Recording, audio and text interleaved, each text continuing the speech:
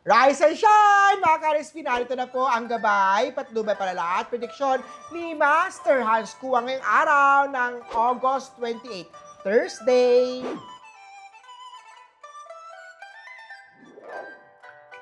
Simulan natin sa mga pinanganak ng Year of the Rat. Iwasan ang pride. Maaaring maliit na bagay lang yan pag pinagtalunan nyo, pero tandaan na ang pag-unawa ay mas mahalaga kesa sa pagiging tama. Gold at 6.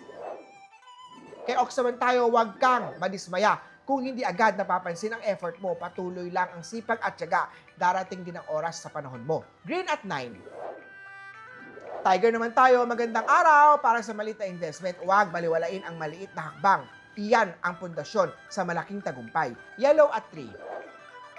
Kay Rabbit naman tayo, may bagong idea na maiisip para sa trabaho mo. Gawin ito with confidence na at para magtagumpay.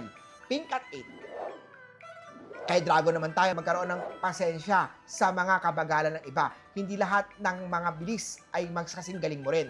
Blue at 2. Kay Snake naman tayo, may hindi inaasahang mangyayari, ihanda ang sarili sa posibleng dulot nito dahil sa mood swing mo. Gray at 1.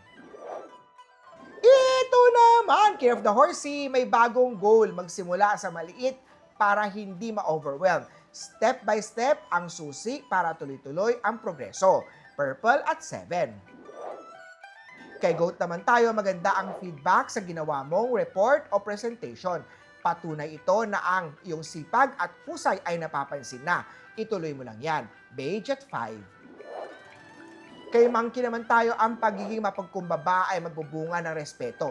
Hindi mo kailangan ipagdiinan ang galing mo. Huwag mayabang. White at 4. Kay Rooster naman tayo, huwag mainggit kung nauuna ang iba. Ang importante, umuusad ka. Silver at 8. Kay Dog naman tayo, may paparating na bagong responsibilidad.